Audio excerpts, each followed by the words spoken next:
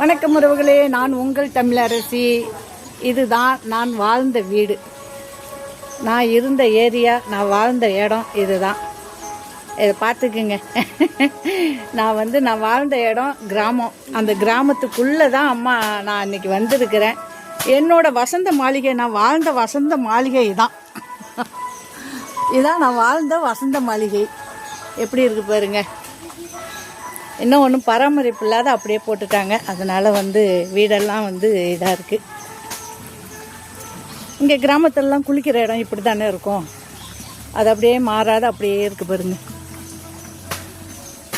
நான் வாழ்ந்த இடம் நான் சொல்லுவேனே, வீட்டுக்கு எதுக்கு வாய்க்கால் ஓடும், குளம் இருக்கும்னு. அது பொய்யெல்லாம் இல்லை. இதுதான் வாய்க்கால். இந்த வாய்க்காலில் நிறைய நீச்சல் அடிச்சிருக்கிறேன். இது குளம்லாம் இப்போ பராமரிப்பு இல்லாத இருக்குது. நான் இருக்கக்குள்ளே நல்லா இருந்துச்சு அப்படின்னு சொல்லிக்கிறேன். இந்த பாருங்க, வீட்டுக்கு இருக்க குளம். இதுதான் நான் வாழ்ந்த ஏரியா, கிராமம். இது திருவாரூரில் திருநெல்லிக்கவல் போஸ்டில் இருக்குது.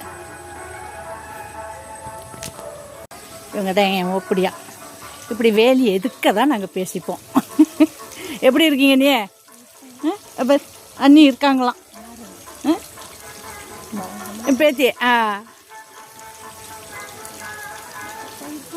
இந்த மாளிகை வசந்த மாளிகை, தமிழரசி அம்மா வாழ்ந்த மாளிகை. யாருக்காக இந்த தமிழரசி அம்மா? இந்த வீடுலாம் எப்படி இருக்கு பாருங்க. பராமரிப்பு இல்லாத அப்படியே போட்டாச்சு. இந்த வீட்டில் தான் பாம்பு போட்டான் எல்லாம் விளையாண்டுக்கிட்டு இருக்கிறாங்க.